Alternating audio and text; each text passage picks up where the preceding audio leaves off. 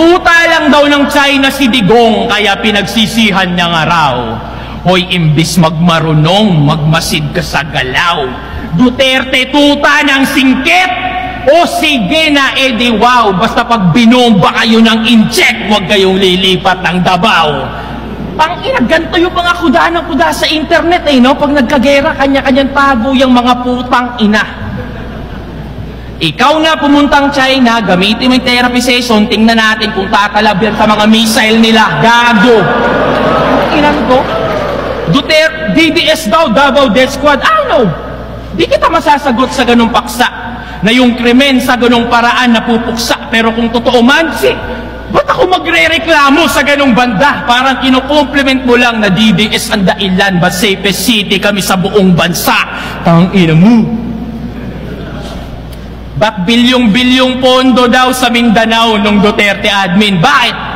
Kung hindi dahil doon, malamang hanggang ngayon, wala kaming bypass road, tunnel road, investor na dati takot mamuhunan. Naririnig mo lang kasi yung putukan, pero bingi-bingihan pagdating sa pinaguhugutan. Napukusan lang yung Mindanao ng isang termino. Isang termino!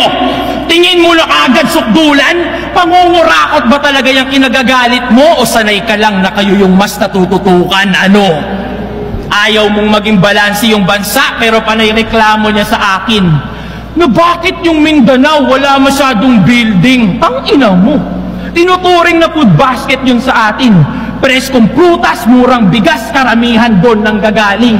Sa bakod namin tinatanim, pero nasa mesa nyo yung pagkain. Ano? Ilan to? Dahil lang sa personal na motibo kung saan na napupunta? Gusto mong punuin ang building yon? Bakit? Handa ka bang magutom ka? Sinabihan mo daw yung mga tropa mo, wag mag-react sa rounds ko? Sige! Gaga! Maaaring lamangan mo ko sa ingay, pero sa isip, asa! Lagyan mo man ng silencer, aking matitinding bara, mapipigilan mo lang yung tunog, pero hindi yung bala!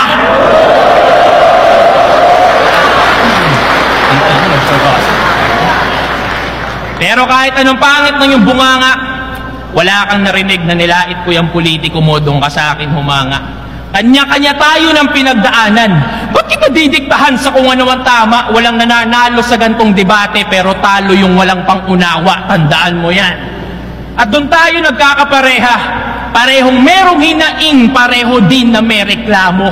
Pero di sapat yung feeling lang edukado, dapat danas mo yung hirap ng mga tao.